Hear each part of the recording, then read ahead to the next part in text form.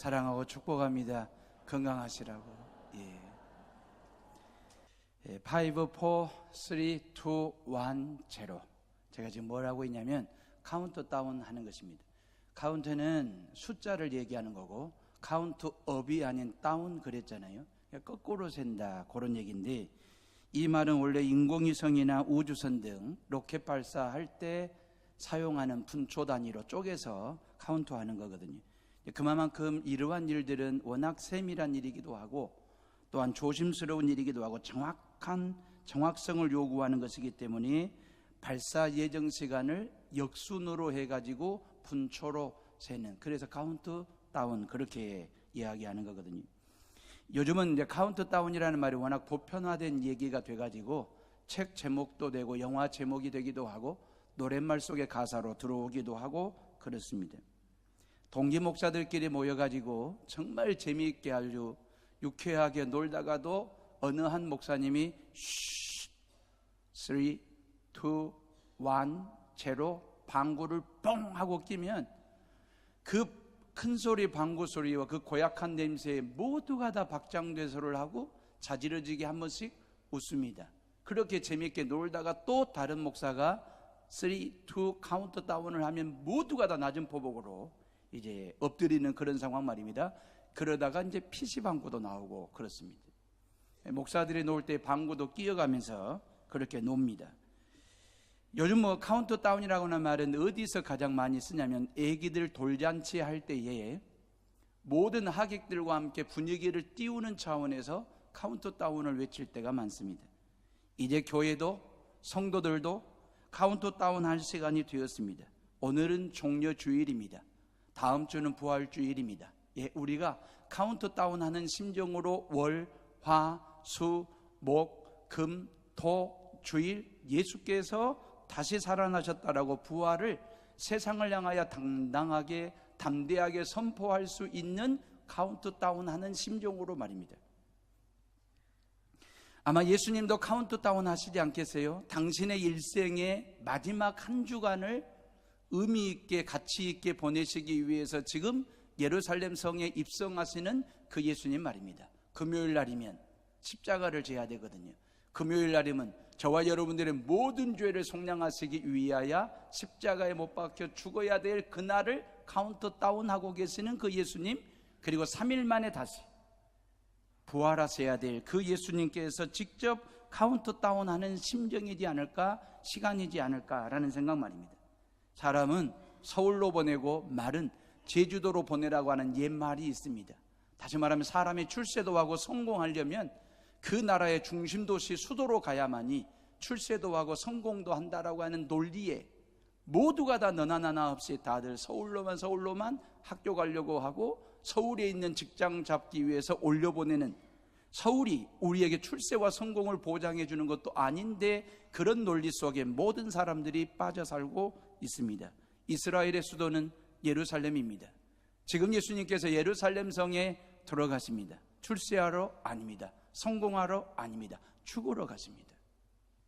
저와 여러분들의 모든 죄를 속량하시기 위하여 십자가 지러 예루살렘 성에 들어가시고 다시 3일 만에 사시기 위해서 지금 예수님이 예루살렘 성에 들어가시는데, 마가복음 10장 33절 34절에 보면, 보라 우리가 예루살렘에 올라가노니 인자가 대제사장들과 서기관들에게 넘겨지매 그들이 죽이기로 결의하고 이방인들에게 넘겨주겠고 그들은 능욕하며 침뱉으며 채찍질하고 죽일 것이나 그는 3일 만에 다시 살아나리라. 예루살렘으로 가는 길이 무슨 길인지를 모르고 가면 몰라도 그 길이 어떤 길인지를 예수님은 아시는데, 예루살렘에 가서 뭘 하셔야 되는지 모르고 가면 몰라도 예루살렘에 가서 뭘 해야 되는지를 알고 가시는 그 길인데, 예수님은 한치의 주저함도 없이 망설임도 없이 당당하게 예루살렘을 향하여 가시는 그 이유는 뭘까요? 당신을 위해서 뭘 하겠다라고 하는 것은 눈꼽만큼도 없습니다.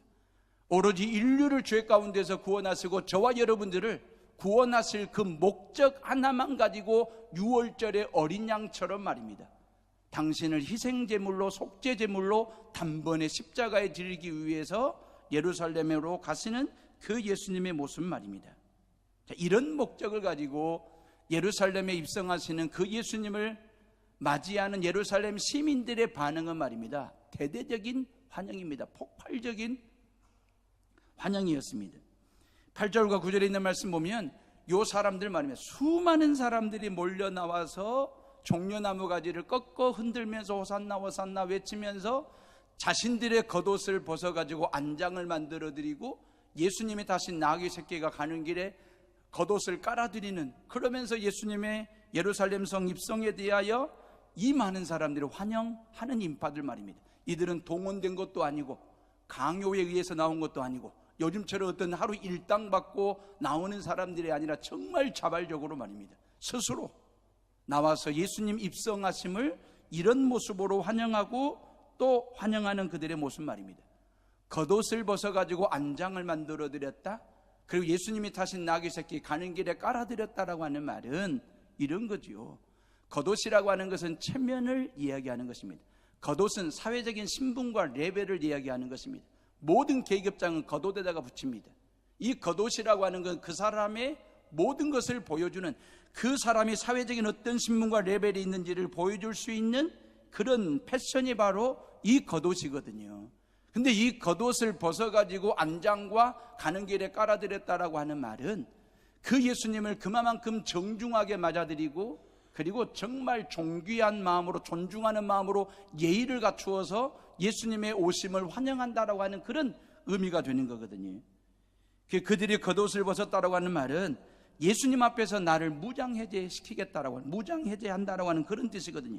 지극히 존경하고 정중하게 맞이하는 겸손의 표현으로 그들은 겉옷을 벗어 그렇게 예수님을 맞이했거든요. 옛날에 이승만 대통령께서 정동 감리교회 예배드리러 주일날 나오시면 목사님과 장로님들이 항상 앞자리로 이렇게 안내를 했대요.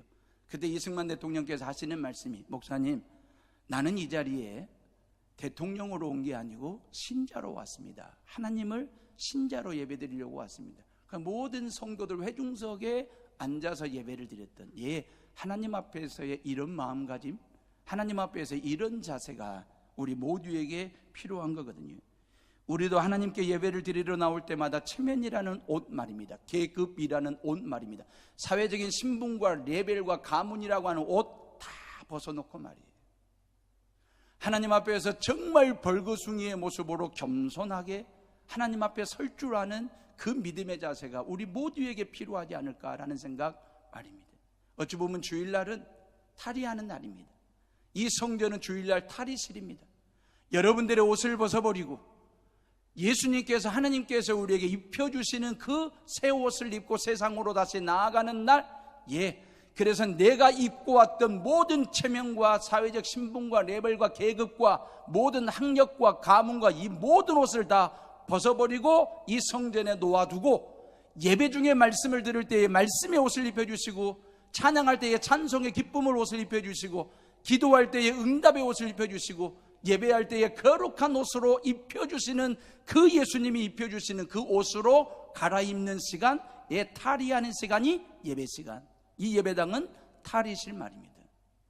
내 것을 벗어버리고 하나님의 것으로 갈아입고 세상으로 나아가는, 하나님 앞에서 철저하게 나를 무장해제하는 시간 말입니다. 그리고 하나님의 옷으로 갈아입고 세상으로 나아가는 성도들 되시기를 주의 이름으로 축복합니다. 자발적으로 참여한 무리들은 호산나 호산나 다윗의 자손이여 찬송하리로다 고래고래 소리를 질렀거든요.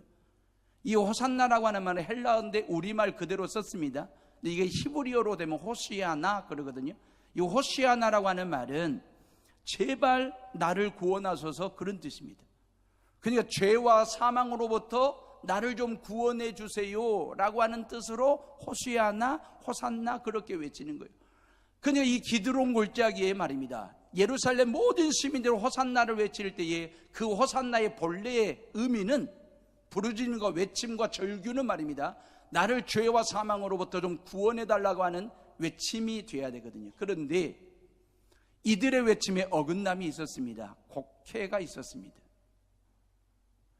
호산나를 외치기는 하는데 이 백성들을 로마의 압제로부터 해방시켜 달라고 하는 정치적인 외침으로 변질이 되었습니다.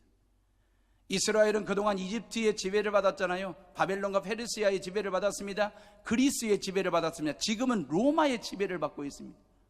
지난 수십 년, 수백 년, 수천 년 동안 모두가 다 압제와 속국으로 살았으니까 너무너무 지긋지긋하니까 예수님이요, 로마의 지배로부터 우리를 해방시켜달라고 하는 정치적인 메시아로서의 외침과 곡해된 절규가 이들의 호산나 속에 변질된 외침이 있었습니다.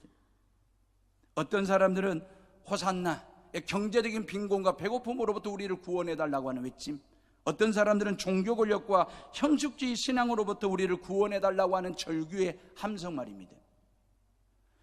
예루살렘 성전 바로 옆에는 로마 군대가 망대를 쌓아 올렸어요. 망대를 쌓아 올리고 거기에 보초병들을 세워놨습니다. 이유가 있습니다. 예루살렘 성전에 모여가지고 예배를 드리는 유대인들 중에 혹여나 로마 정부를 상대로 한 구테타 세력이나 반란 세력이 있을까봐 그걸 감시하기 위해서 망대를 세워놓고 보초병들을 세워놓은 거예요. 이게 유대교인들의 입장에서는 정말 수치스럽고 부끄러운 얘기예요. 하나님 앞에 예배를 드리는데 그 예배가 감시를 받는다? 이것처럼 수치스럽고 부끄러운 일이 없다. 그러니까 호산나를 외치면서 이 수치와 부끄러움으로부터 우리를 구원해달라고 하는 그들 나름대로의 자기식 외침 말입니다. 곡해죠. 기드론 골짜기에 곡소리가 나는 외침이 있었지만 그건 곡해였습니다. 예수님이 어떤 분이신지를 모르는, 예수님에 대한 잘못된 시각을 가지고 있었기 때문에 그들의 외침 속에는 죄와 사망으로부터 우리를 구원해달라고 하는 외침도 없었고 믿음도 없었습니다. 오로지 각자가 자기가 원하는 자기식대로의 이런저런 요구하는 그런 외침이었습니다. 이런 왜곡된 외침과 어긋난 곡해는 말입니다, 결국 4일, 5일 후에 말입니다, 십자가, 예수를 십자가에 못 박아 죽이라고 외치는 성난 외침으로 바뀌어 버렸거든요. 변질되어 버렸습니다. 다시 말하면 호산나가 십자가로 바뀌는데 긴 시간이 필요 없었습니다. 3, 4일이면 좋겠습니다. 그들은 종려나무 가지를 꺾어서 주여 주여 하고 외쳤습니다. 호산나라고 외쳤습니다. 그들은 겉옷을 벗어 춤을 추면서 예수님을 향하여 주여 주여 하고 외쳤는데 4일 후 그들은 주여 바뀌었습니다. 주여에서 기역자 하나 붙여가지고 주여가 되어버렸습니다. 예수를 십자가에 죽여 외치는 자들 말입니다. 호산나라고 외칠 때에 주여 하고 외치던 그들이 4일 지난 후 그들은 예수를 십자가에 죽여라고 주자에 기역자 하나 붙이는데 아주 간단했습니다. 성난 인파로, 환영 인파가 성난 인파로 바뀌는데도 아주 간단했습니다. 이런 모습이 우리 안에도 있습니다. 제 안에도 있습니다. 이런 모습은 여기에 계신 모든 분들이 예외가 없습니다. 내가 지금까지 믿어왔던 예수님이 내가 원하는 대로 안 해주시면, 내가 지금까지 헌금 드렸던 그 예수님이 나를 부하게 하지 아니하시면, 내가 지금까지 헌신했던 그 예수님이 나의 삶을 보살피지 않으면, 내가 매주 예배드렸던 그 예수님이 나를 서운하게 하면 토라지고 서운해지고 그래가지고 섭섭병에 걸릴 가능성이 우리 모두에게 다 있습니다. 이유가 뭘까요? 예수님을 예수님으로 믿지 않는 이유 때문에 그렇습니다. 예수님을 예수님으로 바라보는 시각이 없어서 그렇게 되는 것입니다. 예수님을 예수님으로만 보시고 그렇게 믿는 성도들 말입니다. 예수님은 하나님의 아들이 있습니다. 예수님은 그리스도이십니다. 저와 여러분들을 죄 가운데서 속량하시고 구원하시기 위하여 오신 그 예수 그리스도께서 저와 여러분들을 위하여 십자가에 못 박혀 죽으시는 그 예수님을 바라보면서 카운트다운하는 심정으로 다시 3일 만에 부활하실 그 예수님의 영광을 사모하는 마음으로 하루하루를 카운트다운하는 심정으로 하루하루를 우리가 고난주간에 이 고난에 동참하고 부활의 아침을 사모하는 성도들 되신다면 얼마나 좋을까 말이에요. 예루살렘 성으로 들어갔을 때 뭘 타셨을까? 뭘 탔느냐보다도 더 중요한 게 왜 탔느냐가 중요한 것입니다. 여러분, 예루살렘 성에 입성하실 때에 개선장군처럼 칼을 높이 쳐들고 말을 타고 오셨습니까? 아닙니다. 나귀 새끼를 탔습니다. 그것도 33살의 건장한 청년 예수가 어린 나귀 새끼를 탔다라고 하는 모습은 우리가 어찌 상상을 해보면 이건처럼 언밸런스가 없죠. 이것처럼 아주 어울리지 않는 말입니다. 왠지 모르게 우습기도 하고 말이에요. 존귀함이나 권위는 전혀 찾아볼 수 없는, 폼도 나지 않는, 어찌 보면 참 이건 창피스러운 행진인지도 몰라요. 부끄러운 행진인지도 몰라요. 그런데 구약 스가랴 선지자가 예언한 대로 그 예언을 성취하기 위해서 그대로 이루신 행진인데, 스가랴 9장 9절에 시온에 따라 크게 기뻐할지어다, 예루살렘에 따라 즐거이 부를지어다. 보라, 네 왕이 내게 임하시나니 그는 공의로우시며 구원을 베푸시며 겸손하여서 나귀를 타시나니 나귀의 작은 것 곧 나귀 새끼니라 그랬어요. 그러면서 10절 말씀에 스가랴 선지자가 평화를 전할 것이다 그랬어요. 여러분, 스가랴 선지자 예언대로 예수님은 평화의 왕으로 오셔서 이 땅에 평화의 나라를 세우시기 위해서 평화를 상징하는 나귀를 타신 거예요. 만약에 예수님께서 전쟁의 왕으로 오셨다면 전쟁을 상징하는 말을 타야 맞는 거거든요. 근데 어린 나귀 새끼를 타셨다라고 하는 말은 평화의 왕으로 오셨고, 그 예수님이 통치하는 나라는 평화의 나라가 된다. 전쟁은 내가 살기 위해서 남을 죽이는 것입니다. 평화는 나를 죽여서 남을 살리는 것입니다. 전쟁의 왕은 내가 살기 위해서 남의 나라를 쳐 들어가야 되고 죽여야 됩니다. 평화의 왕은 남을 살리기 위해서 나를 죽일 수도 있는, 그게 평화의 왕입니다. 예수 그리스도, 그분은 평화의 왕으로 오셨습니다. 아기 예수님께서 유대 땅 베들레헴 마구간에 탄생하실 때에 하늘나라에서 천군 천사들이 찬양하기를 하늘에는 영광, 땅에는 기뻐하심을 입은 사람들 중에 평화로다 그랬어요. 뭘 탔느냐 하는 것은 중요하지 않습니다. 왜 예수님께서 어린 나귀 새끼를 탔느냐가 중요한 것입니다. 여기에 영적인 진리가 있습니다. 나귀는 평화를 상징하는 짐승이라는 얘기를 했습니다. 또 하나, 어린 나귀 새끼, 누구 한 사람, 어느 누구도 그 등에 태워본 적 없는, 어떤 짐도 그 등에다 실어본 적이 없는 순결한 나귀 새끼를 이야기하는 것입니다. 설교 서두에도 말씀드렸지만 예수님께서 예루살렘 성에 입성하시는 이유는 출세나 권력을 잡기 위함이 아니라 평화를 주러 오셨다라고 하는 거잖아요. 그리고 당신의 십자가 보혈로 죄악된 세상을 깨끗하게 순결하게 씻기 위해서 오셨다라고 하는 이야기거든요.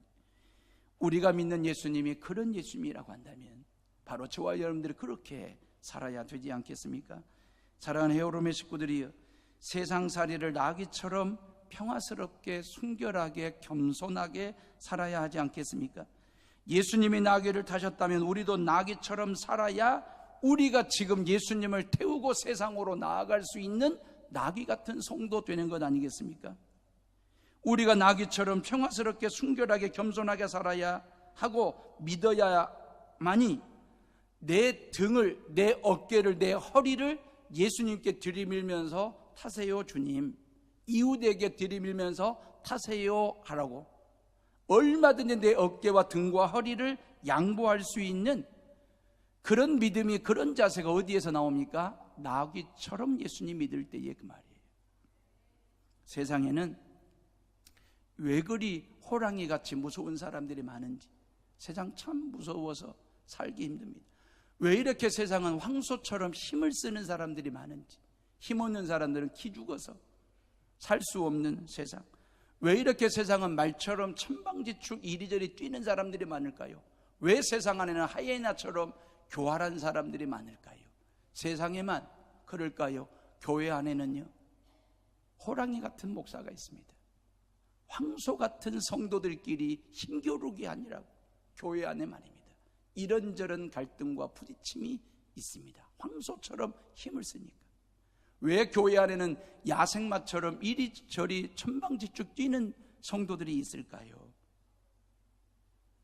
우리가 정말 예수 그리스도 안에서 이 예배를 드릴 때마다 나귀처럼 겸손하게 순결하게 평화스럽게 이 예배를 드리면서 여러분들의 어깨와 등과 허리를 주님께 들이밀면서 예수님 타시지요, 주님이 가라 하면 가고 서라 하면 서고 순종하는 그리스도인의 삶을 살겠습니다 타십시오 하고 주님 태우고 주님 업고 세상으로 나아가는 성도가 된다면 지금의 대한민국 여수는 더 나은 살만한 도시가 될 텐데 말입니다.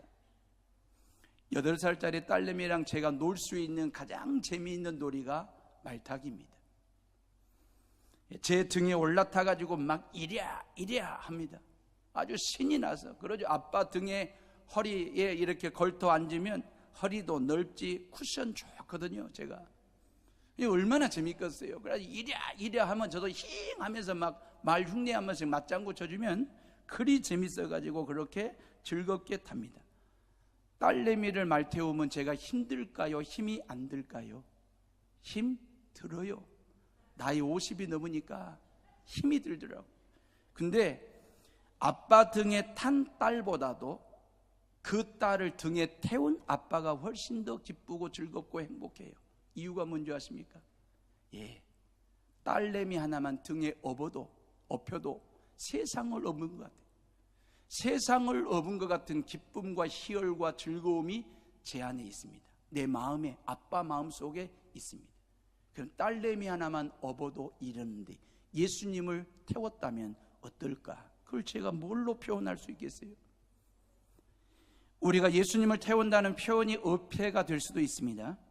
그러나 예수님이 우리를 업고 사는 것이지 어떻게 우리가 예수님이 나한테 업히겠습니까마는, 그러나 우리가 일상생활 속에서 말입니다, 자식들 등에 업혀 있는 부모님들의 얼굴을 보면 말입니다, 해맑은 미소, 그것처럼 기쁘고 즐거운 일이 없는지 자식들 등에 업혀 있는 그 부모님들의 모습을 우리가 상상해 보면서 우리가 예수님을 업고 예수님을 태우고 세상에 나아가 살 수만 있다고 한다면 그보다 더한 행복이 있을까라는 생각 말입니다.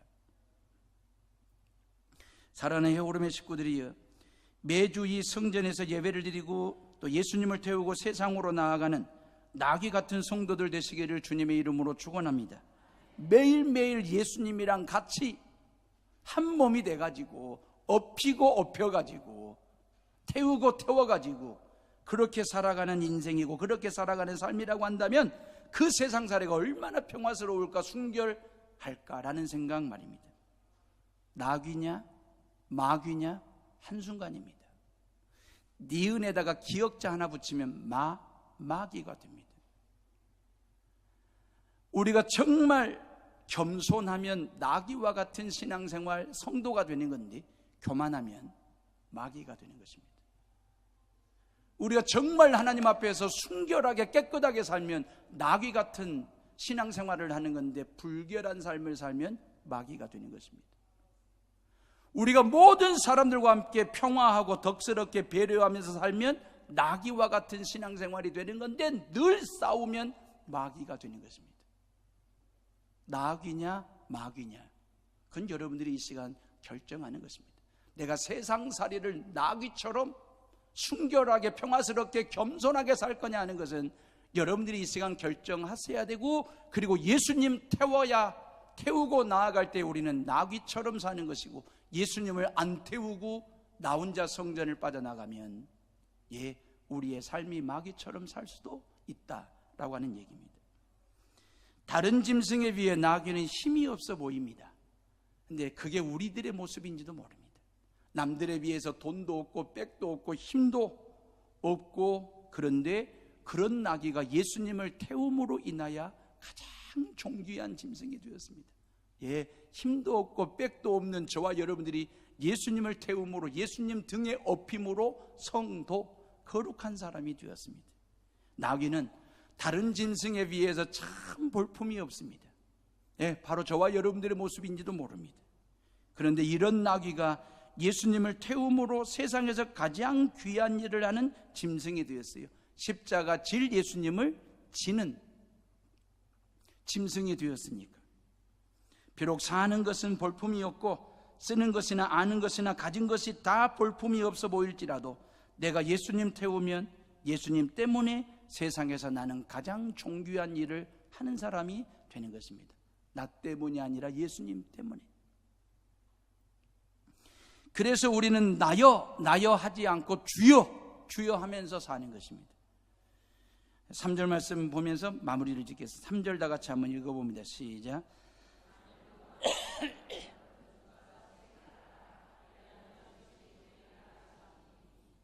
예, 여기에 이제 메인 나귀는 어미 나귀죠. 메이지 않는 나귀는 나귀 새끼를 두고 하는 소리인데, 예수님께서 제자들을 베다니 동네로 보냈습니다. 나귀 새끼를 끌고 오라는 것입니다. 만약에 주인이 왜 가져가냐고 물으면 주가 쓰시겠다 하라. 그러면 즉시 보내리라, 그 말이거든요. 주가 쓰시겠다 하라.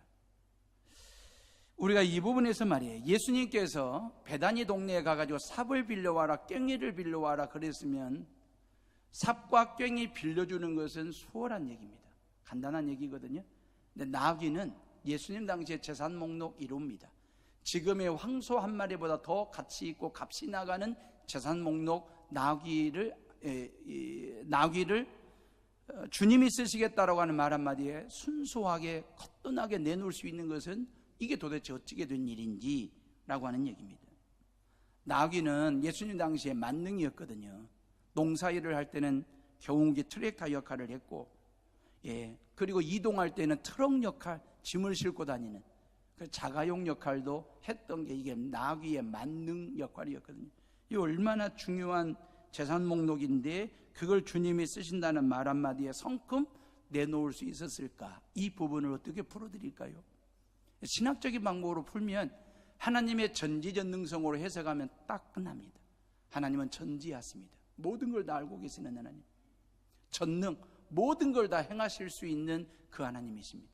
그렇기 때문에 전지전능하신 하나님이 쓰시겠다라고 하는 것에 대해서 그 누구도 말입니다, 순종하고 성큼 내놓을 수 있는 전지전능성으로 신학적으로 풀면 간단합니다.